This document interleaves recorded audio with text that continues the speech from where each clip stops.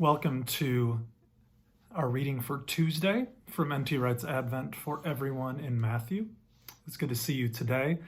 And I found this passage from Matthew to be one of those difficult passages that sometimes we have a hard time interpreting or understanding how to read as 21st century Christians today. But this image about birth pangs is an interesting one. N.T. Wright mentions that in the time that Jesus was writing, and especially when you think about it before modern medicine, the time of pregnancy and the time of anticipating giving birth was a little bit scarier than maybe it is for us today. Most of the time now it's anxiety causing and exciting. But I remember thinking during the 30-hour labor of our first child, how scary this had to be before the advent of modern medicine. In fact, how scary it had to be just 100 years ago.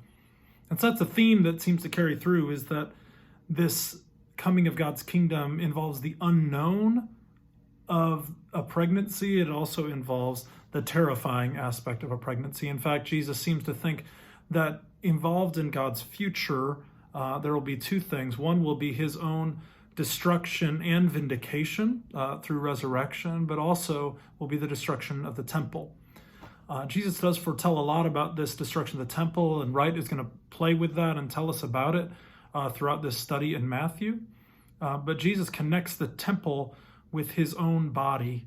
And so for the readers in Matthew's time, they were waiting for this destruction of the temple to be part of the coming of God's kingdom and involve the part of this coming of Christ.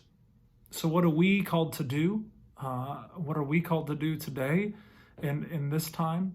Well, we're called to wait, just like those readers of the gospel first were, but we're also called to share. And in fact, that final verse of our text today, but the one who lasts out to the end will be delivered. And this gospel of the kingdom must be announced to the whole world as a witness to all the nations.